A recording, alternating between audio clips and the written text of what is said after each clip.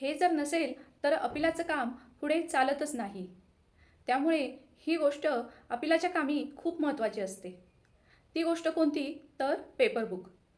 Paper book म्हणजे काय आणि नेमकं ते कशासाठी लागतं हे जर का तुम्हाला माहिती नसेल तर तुम्ही अपिलाचं काम कसं काय चालवणार? त्यामुळे ह्याबद्दलची माहिती अवश्य तुम्हाला असली पाहिजे. सर्वप्रथम जाणून घेऊया पेपर बुक म्हणजे काय. एखादं अपील किंवा रिव्हिजन वरच्या कोर्टात दाखल केल्यानंतर त्या कोर्टास संपूर्ण प्रकरणाचा तपशील समजण्यासाठी खालच्या कोर्टातील सर्व आवश्यक कागदपत्रांचा प्रमाणित संच करून त्याची फाईल तयार करणे म्हणजेच पेपर बुक होय. उदाहरणार्थ, एखादा सिव्हिल सूटचा निर्णय जाहीर झाला, त्यावर एखाद्याने अपील केले.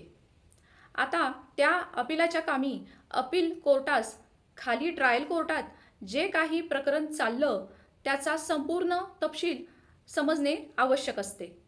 त्यामुळेच ट्रायल कोर्टातील ज्यावेळेस कामकाज चाललं त्यावेळेस जी जी कागदपत्र त्यामध्ये हजर केली गेली, दाखल झाली, त्या सर्व कागदपत्रांचा संच एकत्रित तयार करून त्याची फाईल करणं म्हणजेच पेपर बुक. पेपर बुकमध्ये नेमकी कोणकोणत्या कागदपत्रांचा समावेश होतो? तर या पेपर बुकमध्ये नंबर 1 प्लेंट म्हणजेच वादपत्र, नंबर 2 रिटर्न स्टेटमेंट म्हणजेच कैफियत, नंबर 3 इश्यूज, नंबर 4 पुरावे, नंबर 5 साक्षीदारांचे जाबजबाब, नंबर 6 खालच्या कोर्टाचा न्यायनिर्णय, नंबर 7 डिक्री, नंबर 8 इतर संबंधित अर्ज आणि त्यावरील आदेश. या सर्व कागदपत्रांना एकत्र करून त्यांना क्रमांक देऊन त्याची अनुक्रमणिका तयार करून एकत्र त्याची फाईल केली जाते. पेपर बुक देण्यामागचा नेमका उद्देश काय असतो? तर हा पेपर बुक तयार करून देण्यामागचा नेमका उद्देश म्हणजेच नंबर 1 अपील कोर्टास आपलं संपूर्ण प्रकरण व्यवस्थित समजावे ह्यासाठी पेपर बुक देणं आवश्यक असतं. कारण खालच्या कोर्टात काय काय गोष्टी घडल्यात आणि कुठली कुठली कागदपत्र आपण हजर केलीत हे सर्व त्या पेपर बुकच्या माध्यमातूनच अपील कोर्टास समजू शकते. त्यामुळे पेपर बुक देणे आवश्यक असते. नंबर 2 सुनावणी वेगाने होणे. जितक्या लवकर आपण पेपर बुक दाखल करू तितक्या लवकर अपिलाच्या कामी सुनावणी वेगाने होईल. नंबर 3 दोन्ही पक्षास समान कागदपत्रे उपलब्ध व्हावी.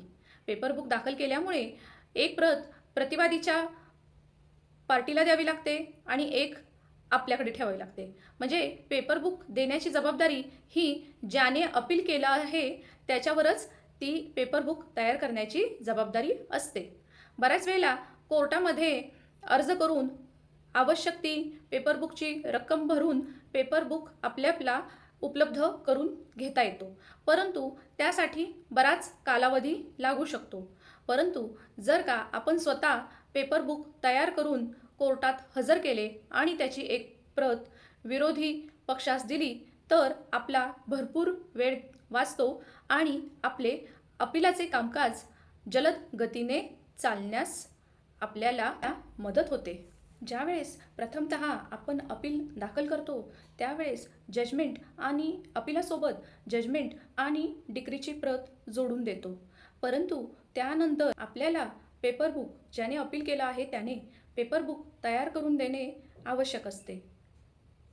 मुख्यतः civil procedure code order 41 rule 1 नुसार पेपर बुक देण्याची प्रक्रिया केली जाते. क्रिमिनल प्रोसिडिंगमध्ये अपील किंवा रिव्हिजन करताना नवीन कायद्यातील तरतुदीनुसार म्हणजेच भारतीय नागरिक सुरक्षा संहिता 2023चे सेक्शन 426 नुसार पेपर बुक तयार करण्याबाबतची तरतूद दिलेली आहे. स्क्रीनवरती व्हॉट्सअप नंबर देत आहे. हा केवळ माझा व्हॉट्सअप नंबर आहे. योग्य कायदेशीर सल्ल्यासाठी कॉल बुक करू शकता. सल्ला फी आकारली जाईल.